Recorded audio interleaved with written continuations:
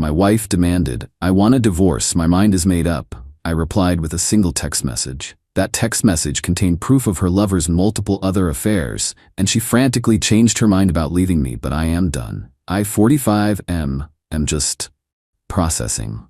Or maybe just numb. It's been a weird few days.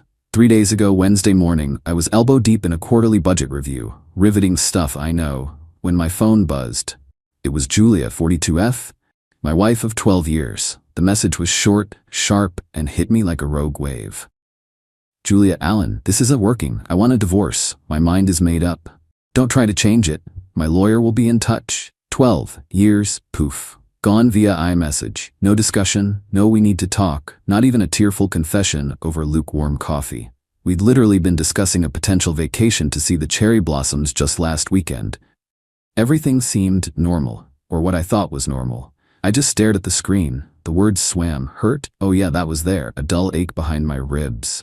Anger? Simmering, but mostly this weird, icy calm settled over me. She wanted clinical? She'd get clinical. My reply was even shorter than hers. Okay. Then the fog started to clear and the pragmatist in me took over. Lawyer will be in touch. Right? That means the gloves were off? The shared life we built was now a list of assets and liabilities. It was surprisingly easy to detach, almost like observing a character in one of my own stories. A little backstory. I'd always been a bit of a quiet observer. A few years back, Julia had started acting distant. More late nights with clients, more hushed phone calls she'd take in the other room. I wasn't born yesterday. Hired a discreet PI, a chap named Bruce, just to see what was what. He was a quiet, unassuming fellow, not at all what you'd picture for a PI, which probably made him better at his job. Cost a pretty penny, that retainer from Author Earnings Inc. But the peace of mind, or rather the confirmation of my suspicions, was priceless. The report was thorough. Julia wasn't just having an affair with her charming colleague, a smarmy guy named Jordan. Oh no. Jordan, it turned out, was juggling Julia with at least 2 other women. The PI got photos, text message screenshots from a burner phone Jordan was dumb enough to use. Even a recording of Jordan bragging to a mate about his roster. Classy. I'd sat on that information for 6 months. Part of me, the stupid, hopeful part, hoped maybe things would fizzle out. Maybe Julia would come to her senses and I'd never have to confront this ugliness. Her text demanding divorce, however, was the final, undeniable act. It wasn't just a rough patch anymore. It was a deliberate severing. That forced my hand. If she was determined to end it based on her affair, she deserved to know the full picture of the man she was choosing. So after I set my okay, I waited about an hour. Let her think I was reeling, maybe crying into my ergonomic keyboard. Then I forwarded one single, concise text message to Julia. It contained a crystal clear photo of Jordan, hand in hand with a redhead, leaving a boutique hotel, not the one Julia thought they frequented. Timestamped, last Tuesday. A screenshot of a text from Jordan to Rose3 saying, "Can't wait for tonight, baby. Julia's being a drag lately." A snippet from the PI's audio. Jordan's voice clear as day, laughing about how he had Julia wrapped around his little finger and how she was good for a fancy dinner or two. Then I turned my phone off, went back to my spreadsheets. Weirdly, the numbers suddenly seemed much more straightforward than human emotions. Update 1. 24 hours later. Well, that escalated quickly, or rather de-escalated from her end and then shot straight back up into crazy town. Phone stayed off for a good 3 hours yesterday. When I finally turned it back on, it was like a digital fireworks display. Missed calls 37, voicemails 11, increasingly hysterical. Texts. So many texts. They went something like this. "Julia. Alan, what is this? This is fake. You can't be serious. Where did you get this? Alan, pick up the phone. We need to talk. This is a mistake. Okay, maybe Jordan isn't perfect, but we can work through this. I didn't mean the divorce text. I was upset. My mind isn't made up. Alan, please. You can't do this to me. After everything. That redhead is probably his cousin. You're trying to ruin me. I'm coming home. We are talking about this. I'm not getting a divorce." The sheer, unadulterated entitlement. Her mind was made up until her lover boy was exposed as a serial slimeball.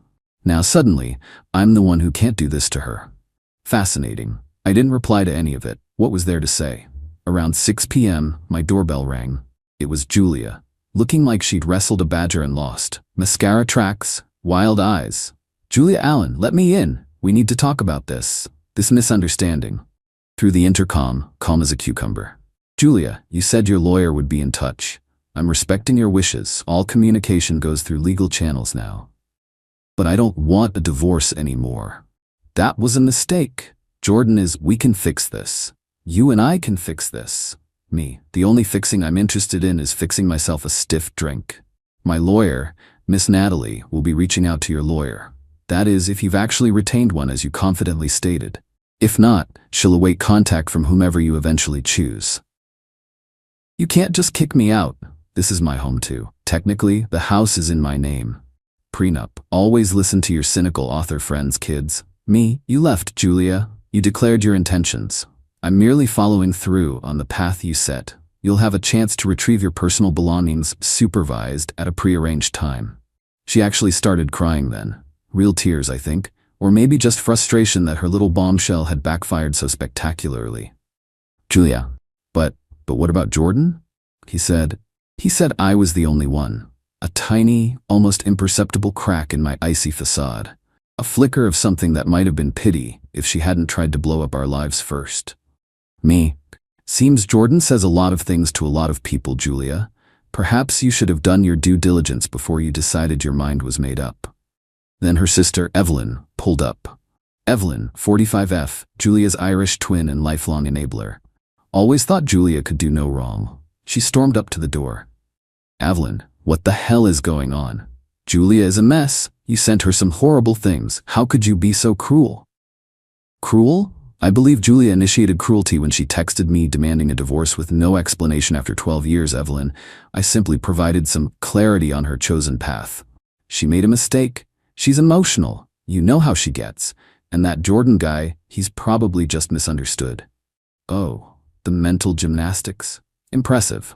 Me, misunderstood with 3 different women? That's quite the misunderstanding. Look, I'm done talking. Lawyers, that was the rule, still is. I cut the intercom, drew the blinds, poured that drink. It didn't taste as good as I thought it would. But the silence was golden. Update 2. 1 week later. It's been a fun week. And by fun, I mean a relentless barrage of entitlement and attempted emotional blackmail, sprinkled with some truly pathetic, dirty tricks. Julia and Evelyn apparently went straight to their parents, Ralph and Diana. Lovely people, usually. But when it comes to their precious Julia, blind as bats. Got a call from Ralph, 70M.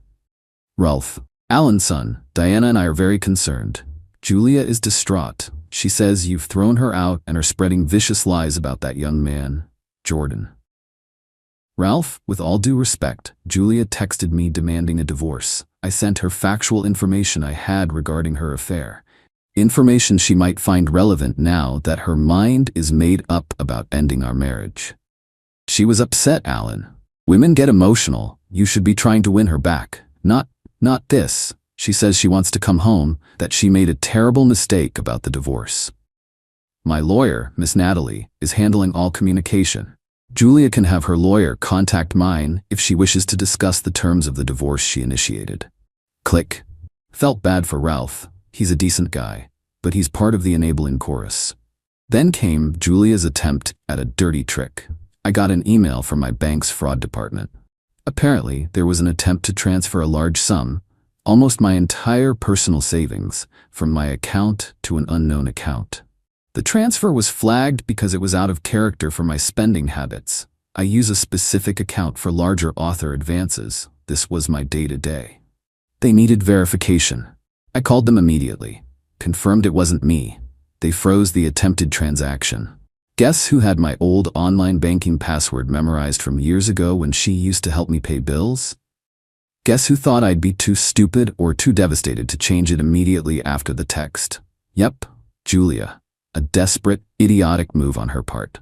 Miss Natalie was delighted. Attempted fraudulent transfer during divorce proceedings? That's not just messy, that's evidence. Julia must have realized it failed because then the text started again, this time directly to me. So much for lawyer will be in touch. Julia, Alan, my card was declined for groceries. I have no money. You cut me off. This isn't fair. Context. She has her own small trust fund from her grandmother.